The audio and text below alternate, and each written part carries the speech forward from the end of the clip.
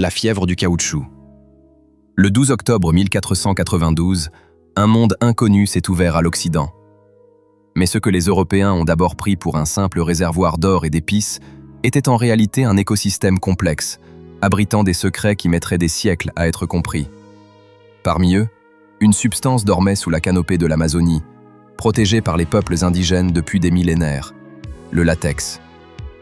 Ce n'est qu'en 1839 que le destin de la forêt a basculé.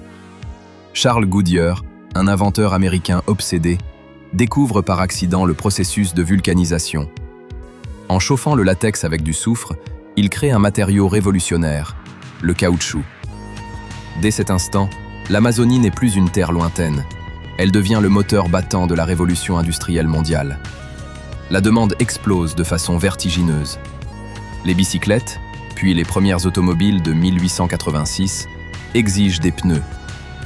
Les usines européennes réclament des courroies, des câbles, des joints et des isolants électriques. L'or vert est né, et avec lui, une ambition démesurée qui allait transformer la jungle en un immense champ de bataille. Cette soif de richesse transforme radicalement le paysage urbain et social. Des villes comme Manaus au Brésil ou Iquitos au Pérou sortent de la boue pour devenir des métropoles d'une opulence insultante. À Manaus, on bâtit un opéra grandiose, le Teatro Amazonas, avec du marbre importé d'Italie, du verre de Murano et de l'acier d'Angleterre.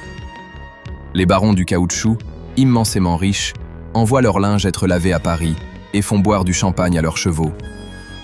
Mais cette richesse obscène repose sur un pilier invisible et sanglant, l'esclavage systématique des populations autochtones. L'arbre Hevea brasiliensis, autrefois sacré, devient une malédiction. Pour extraire son précieux liquide, des milliers d'indigènes sont arrachés à leurs terres et à leurs familles. Des figures sombres et impitoyables apparaissent, comme Julio César Arana, le fondateur de la péruviane Amazon Company. Sous son règne, l'exploitation atteint des niveaux de cruauté que l'esprit humain peut à peine concevoir, particulièrement dans la région reculée du Putumayo. Les travailleurs ne sont plus considérés comme des hommes, mais comme de simples outils de production jetables. On met en place le système démoniaque des « dettes de sang ». Les indigènes sont forcés d'acheter leur nourriture, leurs vêtements et leurs outils à des prix exorbitants dans les magasins des compagnies. Ils se retrouvent endettés pour plusieurs vies, une dette qui se transmet de père en fils. Celui qui ne parvenait pas à récolter le quota quotidien de latex était puni par le fouet, les mutilations ou la torture publique devant sa propre communauté. Les récits des survivants sont glaçants. Des familles entières étaient massacrées pour l'exemple, et les corps étaient abandonnés à la forêt pour que le silence des arbres étouffe les cris. On estime aujourd'hui que pour chaque tonne de caoutchouc exportée vers les ports de Londres ou de New York, des dizaines de vies humaines étaient sacrifiées. Ce génocide silencieux a duré des décennies, protégé par l'immensité impénétrable de la jungle, jusqu'à ce que des rapports internationaux, comme celui du diplomate Roger Casement en 1910, alertent enfin le monde sur l'horreur indicible du Putumayo.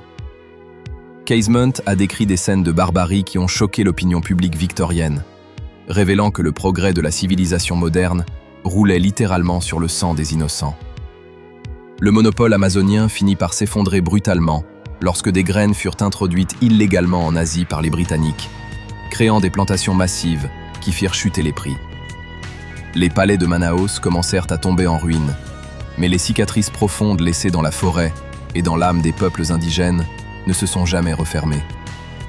Ce fut l'une des périodes les plus sombres de l'histoire de l'humanité, où l'avidité sans limite a transformé un paradis terrestre en un véritable enfer vert. Si cette histoire vous a touché et que vous souhaitez en découvrir d'autres, tout en respectant la mémoire des victimes, dites-le moi en commentaire. N'oubliez pas de liker et de vous abonner pour nous soutenir.